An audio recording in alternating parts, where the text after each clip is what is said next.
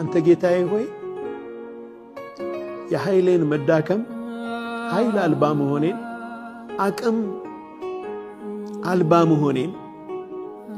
ላንተ አቤት እላለሁ አሉ ሰለላሁ አሽኩ ኢለይክ አቤቱታዬ ወደ አንተ ነው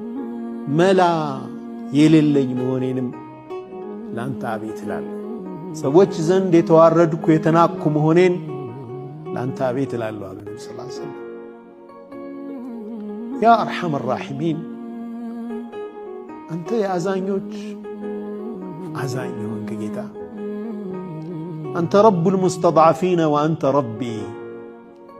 አንተ የደካሞች ጌታ ነህ የኔም ጌታ ነህ አሉ ነብዩ ሰለላሁ ዐለይሂ ወሰለም ተመልከቱ እንዴት ወደ አላህ እንደተዋደቁ ማለት ነው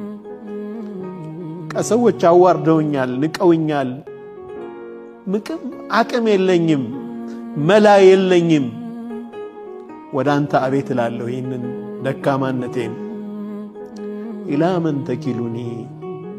ለማን ነው የምትተወኝ አንተ ጌታ ያሉ ሩቅ ወደሆነ ሰው ሩቅ ወደሆነ አካል እኔን ሊያጠቃኝ ወደሚችል ነው ወይ የምትተወኝ አም ኢላ ዐዱዊን መለክተሁ አምሪ ጉዳይን በኔ ላይ ኮንትሮል በሚያደርገኝ በሚቆጣጠረኝ ጠላቴ ላይ ነው ወይ የምትተወኝ አንተ ጌታዬ ይሄ በቃ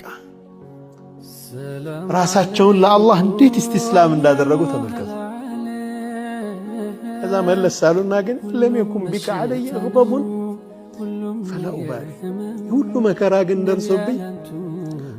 ያንተ ጥላቻ አንተ ካልጠላኸኝ ግን ግድ የለኝም አሉ ነብዩ ሰለላሁ ዐለይሂ ወሰለም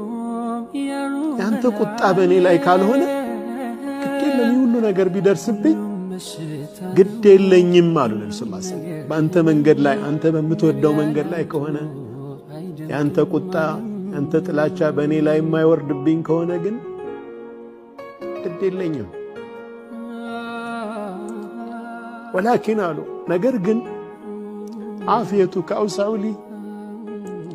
ሰላም ብታደርገኝ እሱ ይሰፋልኛል ለኔ አሉ ነብዩ ሰለላሁ ዐለይሂ ወሰለም